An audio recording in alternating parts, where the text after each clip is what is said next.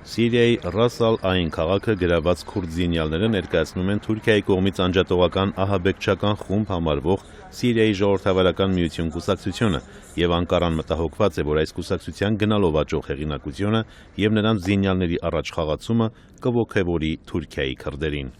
Այս ժամանակահատվածում Անկարան խաղաղության բանակցություններ է անցկացնում Քրդստանի աշխատավորական կուսակցության հետ եւ ինչպես Chatham House-ի վերլուծաբան Ֆաթիհ Հաքուրան է ասում, այս կուսակցությունը տեսնելով Սիրիայի քրդերի առաջ խաղացումը արդեն նախազգուշացրել է վարչապետ Էրդողանին խոսելուց զատ որոշակի քայլեր իրականացնել խաղաղության գործընթացում, նախազգուշացնելով, որ հակառակ դեպքում գործընթացը կանգ կառնի։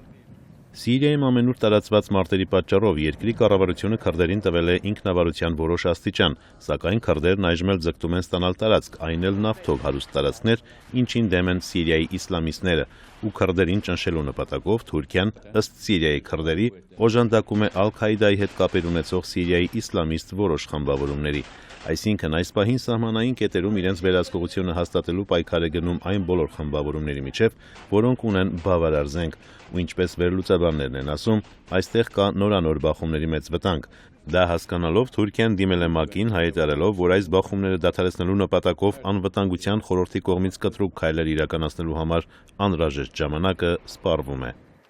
Արամ Վանեցյան, Ամերիկայի ձայն, Վաշինգտոնից։